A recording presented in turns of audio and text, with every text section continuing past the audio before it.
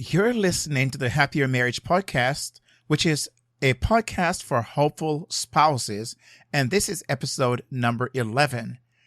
On this episode, we'll be discussing 4 negative behaviors in marriage that are predicted to lead to divorce, and wanting you to decide or listen to see which ones are you guilty of. As you listen to this episode, think about your behavior as it relates to conflict in your marriage and see which of these 4 behaviors you are guilty of or has come close to be guilty of. Now, be honest in your self-evaluation and listen to see how you can make changes. Also, make sure that you listen to past episodes of the show, subscribe to the show, leave a rating and a review, and bookmark this podcast as your top resource for insights on having a happier marriage.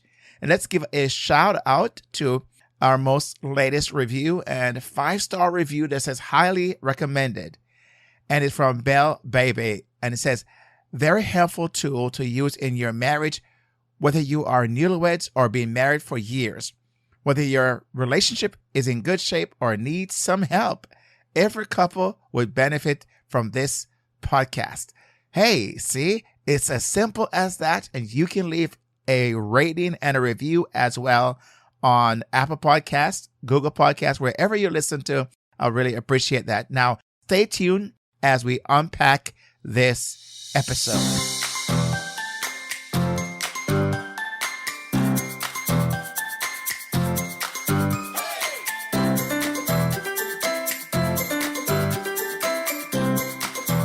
Hi, I'm Kingsley Grant, a licensed marriage and family therapist, certified relationship coach, and an in-demand speaker who have been married for over 3 decades with 2 adult children.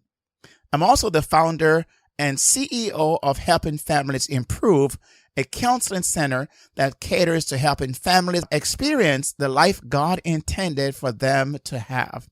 So how do we have a happier marriage where love, respect, and deep connection takes place? That's what you'll find out as you listen to the Happier Marriage Podcast. What's up, ladies and gentlemen of Happier Marriage World? I hope you're ready for another round of the Happier Marriage Podcast for hopeful spouses.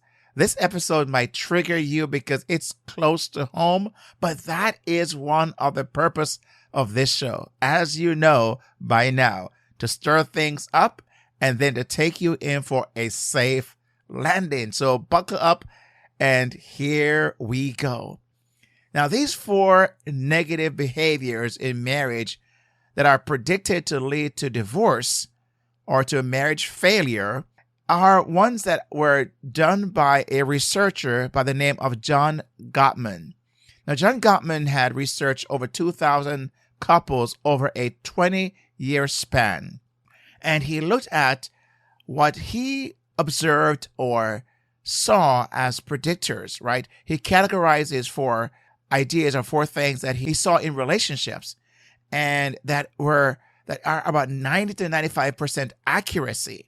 That whenever he sees these behaviors, these negative behaviors that are consistent in a marital relationship, the chance is that relationship will end in divorce. Now, one of these 4 is a higher predictor. It's almost like that is going to be the trigger that leads people to divorce. Now, it must be stated that these behaviors tend to come when you have conflict in your relationship, right? And it's when you're having situations that seemingly you can't really resolve, right?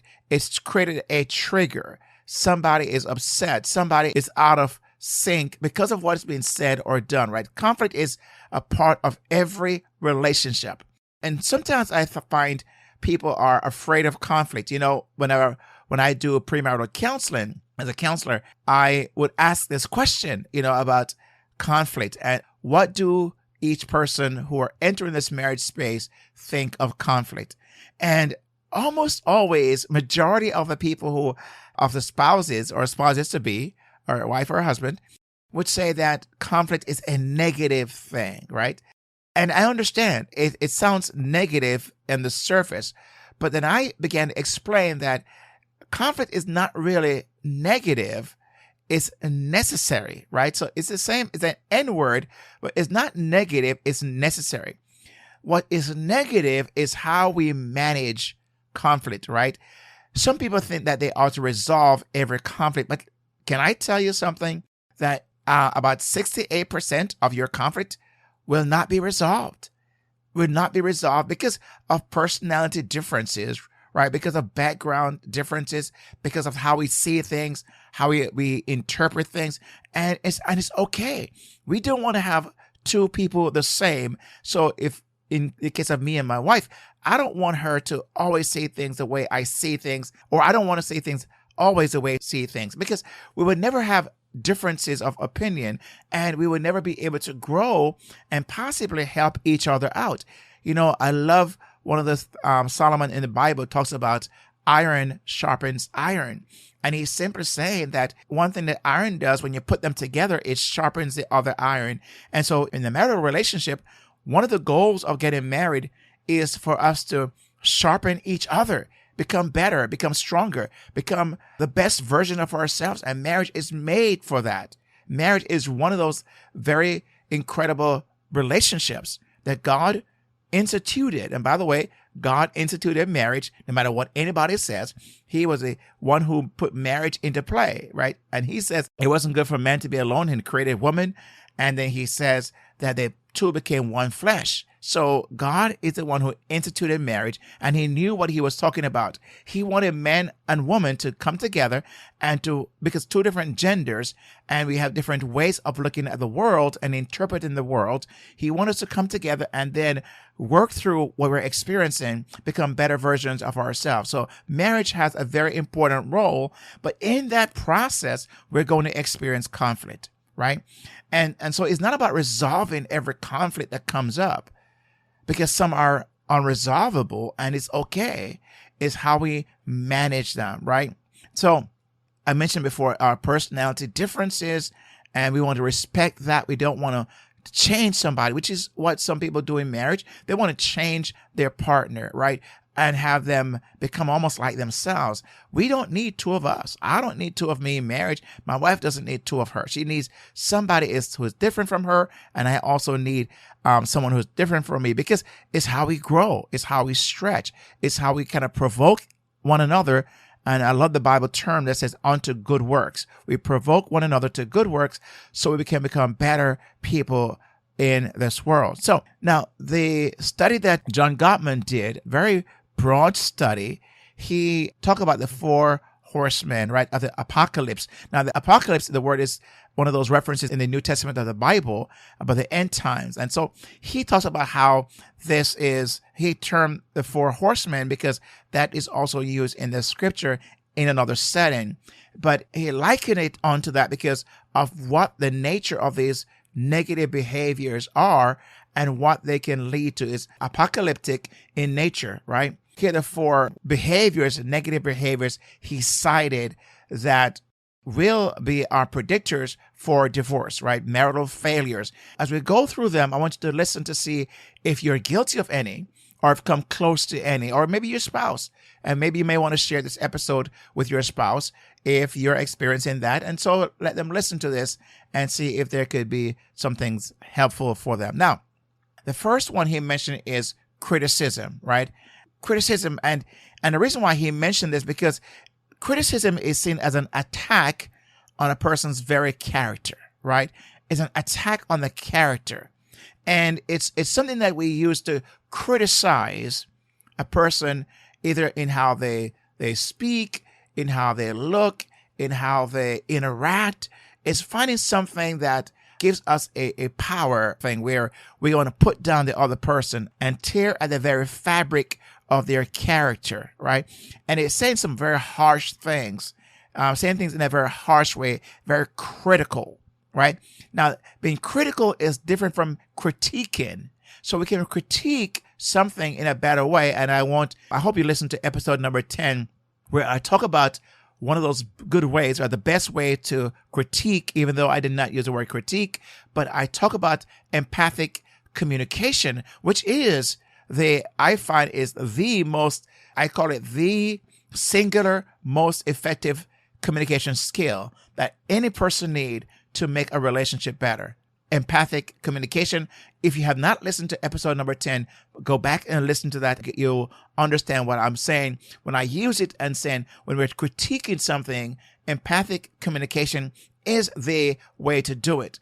But that's different from criticizing, right? Criticizing something. For example, and I'm taking this from an article that was written on this very topic, and I'm using the very example they gave because I think it's so important. It says it very simplistic, in a simplistic way that you and I can understand, right?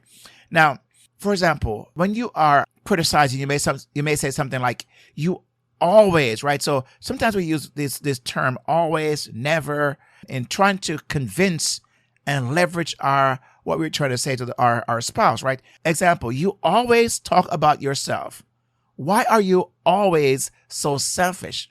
See, that is criticism at its core.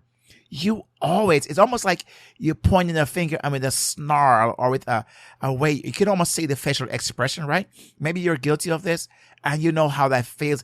It just seems so angry and so, almost a disdain for the person, looking down on them, like in an unacceptable way, intolerable way, like you just can't tolerate them and your presence. You always talk about yourself. Why are you always so selfish, right? You see how the punctuation is put on those words? Because that is criticism. Now, you may speak that way to your spouse. And if you do, you're treading on dangerous ground, my friend, because your spouse is only going to put up with being criticized for so long, because it tears away at the fabric of the character. And sometimes I've worked with couples where, especially the wives, who have said they've lost themselves. Their husband is so critical. They can never do anything right. And of course, it's also true that I've heard husbands who said the same thing of their wives, that they can never do anything right.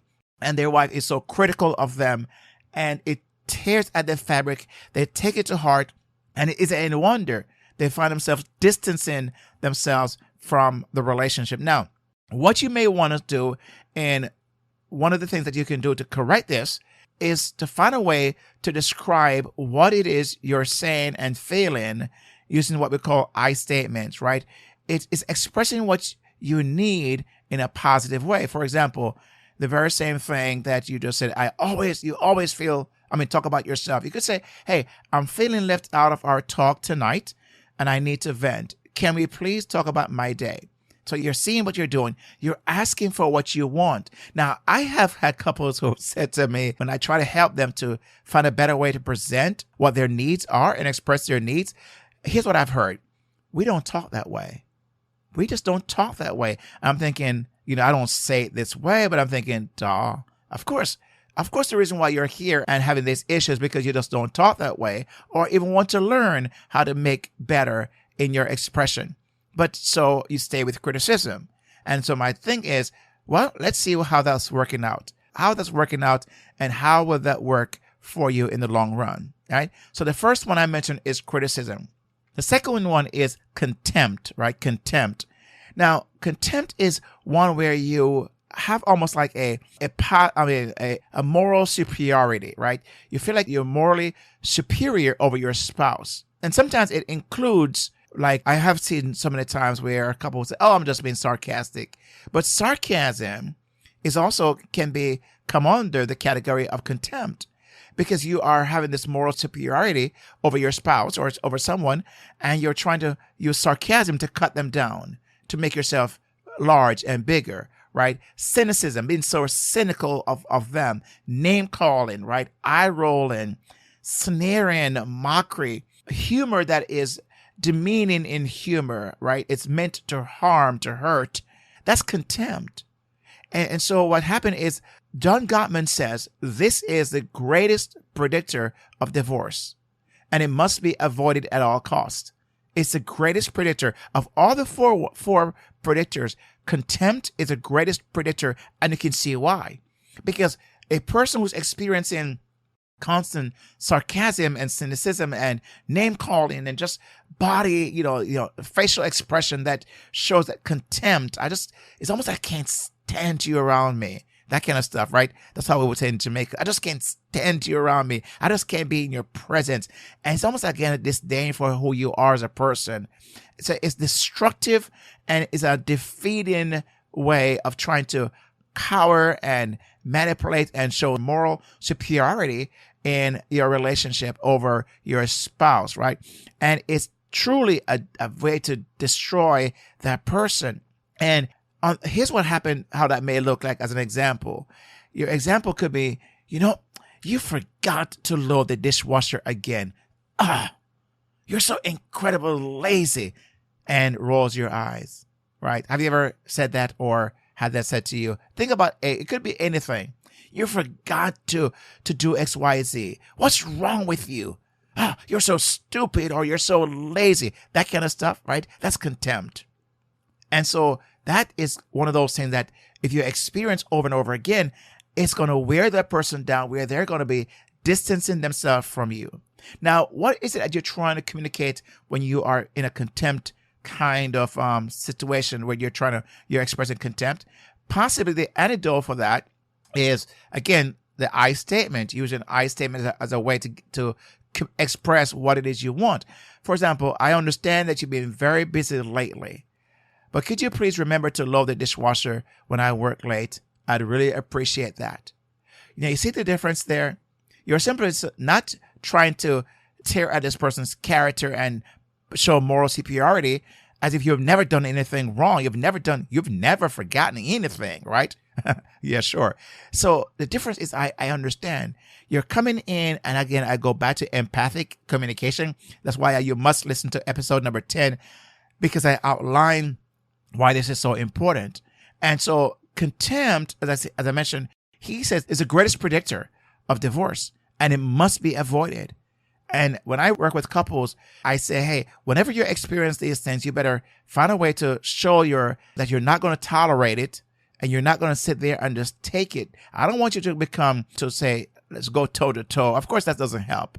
You've got to find a way to distance yourself and show that you're not going to allow your spouse to do this to you, because you're going to lose yourself, lose who you are, and your self-esteem will be totally demolished, and you won't even know who you are, and putting up with things that you should not be putting up with, and allowing things. And that's why sometimes it leads to even verbal and physical abuse, because this is part of abuse that's taking place as well. So contempt is the second one. Now, the third one is defensiveness, right? Defensiveness. This is where you're trying to protect yourself, right? You're trying to find a way to show that, you are.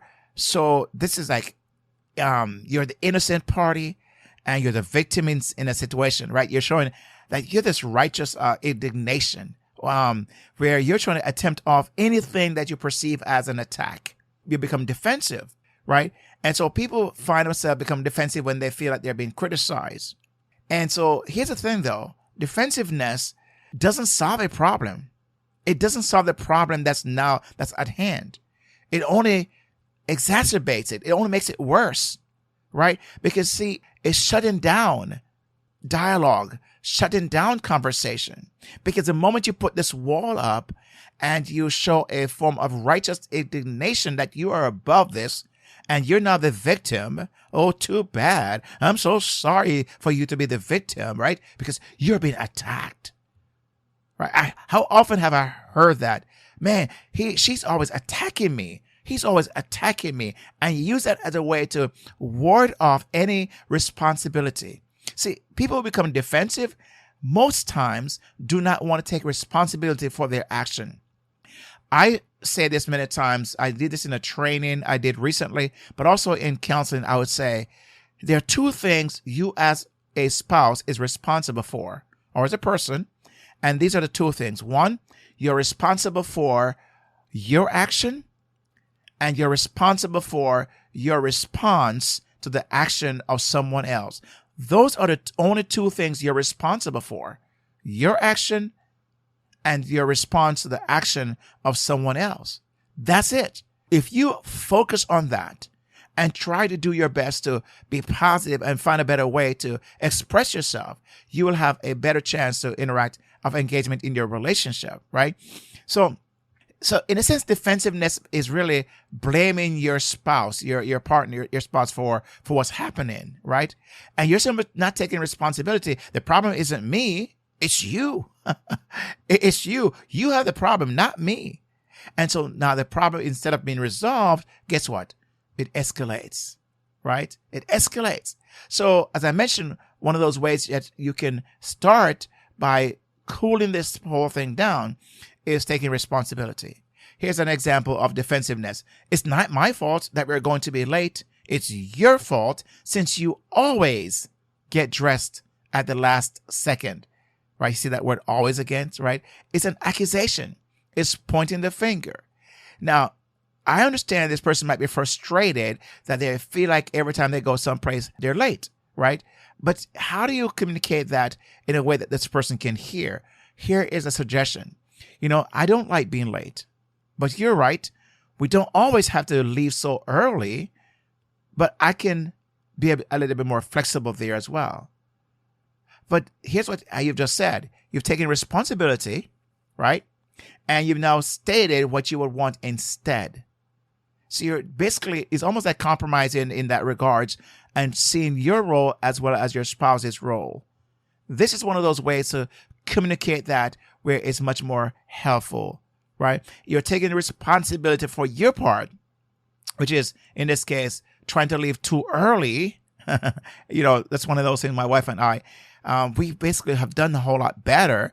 But sometimes we're going to church, for example, and, I can get dressed in no time. I don't have to put on, anything that's too fancy or have to match this way. Of course, my wife is different, got her hair fixed a certain way, her makeup and all that stuff. And it takes time. And sometimes she doesn't start early enough. And sometimes we end up being late. But I know that I could also have a part in that to play, because sometimes I may wait in the last minute because I tend to get dressed so much faster. And then sometimes that doesn't happen as I wish it would have, right? So I can take my responsibility for some things, and she also take responsibility for something as well, right? And so we can work on a compromise. And we have done that. We have done that and done better, I must say, for the most part, in our getting to church on time, right? Still not there yet 100%, but we're still working on that and not trying to blame or fully blame the other person for what's happening, because we both are responsible. Now, the last one, so we have done criticism, contempt, defensiveness, and the last one is stonewalling. Now, stonewalling is when someone completely withdraws from a conflict discussion, right?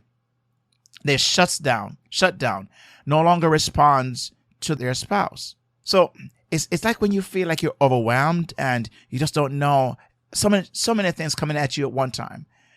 Maybe your spouse is just dumping and venting, and you feel so overwhelmed emotionally, mentally drained, that you feel like the only thing you can do is shut down, right? Because it's not going to get any better. And in your mind, you're thinking, this is not going to end. It's not going to end well, or not going to end at all. So then my best thing is a shutdown. And I get it. I understand it. And there's a reason. There is a place for that. I'm going to explain to you how that can be done in a much more helpful way. But just to shut down on your own without some kind of agreement and, pre-planned agreement is not going to help, because that person is going to perceive that as you trying to not address the issue, trying to escape the issue, not to talk about it.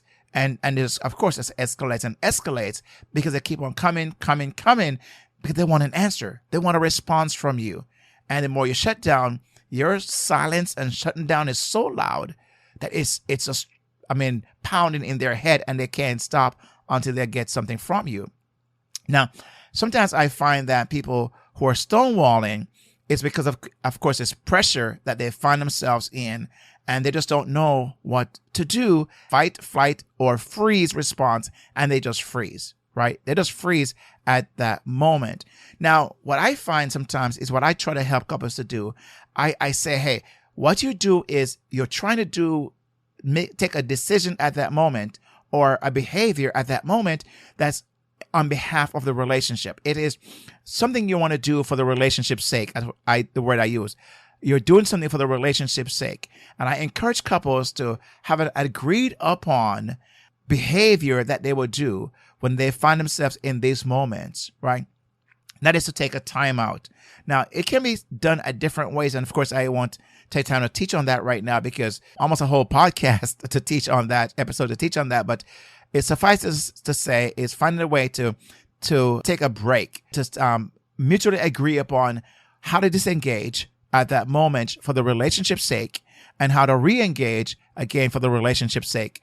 That is a process that needs to happen if you're going to avoid this stonewalling, because the person who's stonewalling may, in their mind, thinking they're doing this for the relationship, but the other person have no idea. They have no clue that's what's being done. It was never communicated until that moment. They're experiencing it and they're hot. They just don't want to stop until they get an answer, right? So here's an example of what that might look like, where a person may enter a stonewalling situation. And here's how someone may say, look, we've been through this over and over again. I'm tired of reminding you, fill in the blanks, okay? Look, we've been through this over and over again. I'm tired of reminding you about, and they go on and on and on. Now, this person feel like, oh man, it's such an overwhelming thing. Because number one, they know they're wrong. They know they're guilty. And they're not being reminded of that and being feeling more guilt and more pressure. And they feel like, man, enough already kind of thing, right? Now, I find finding a soft way to enter this moment. So I say, honey, I'm sorry to interrupt you, but I'm feeling overwhelmed and I need to take a break. Can you give me 20 minutes and then we can talk, right? That is taking a disengaged approach. And I would say before that this is something that you may want to agree upon and seeking permission, right, to disengage for the relationship's sake, that you and your partner, your spouse, can talk about and come to an agreement at that moment. Because you're so hot, you're willing to appreciate the gesture on that person's part because it's an act of goodwill. They really have the relationship in mind and want to do it for the relationship's sake. So these four negative behaviors in marriage, John Gottman says are predictors that leads to divorce, marital failure. So as I went through these four: criticism, contempt, defensiveness, stonewalling. Which of these four are you guilty of? Did you identify with any of these? Or did you see this in your spouse? Now, I don't want you to take this and say, hey, and shove it into your spouse's face and say, listen to this. See, this is talking about you. That's not going to help. But you could listen together and discuss them together and see if there's how, your interaction may be causing disruption. In episode 10, I talk about disruptive interactions.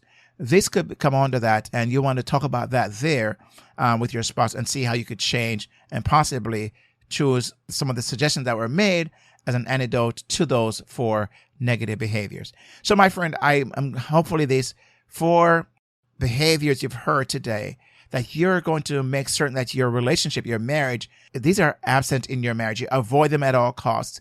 Work through them. They'll be you're tempted to go there.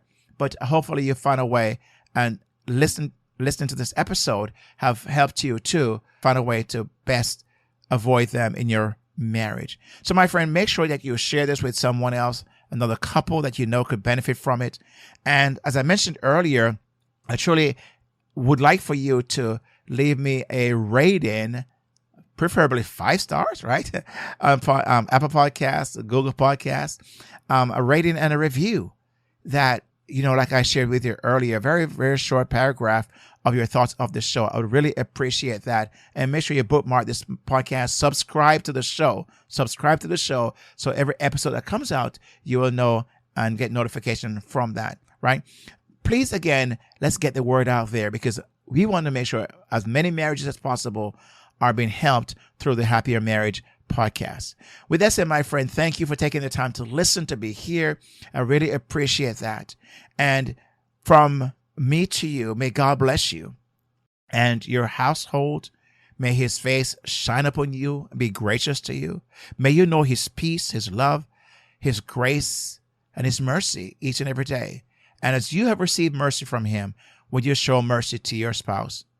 And in so doing, your marriage will be happier. With that said, my friend, God bless.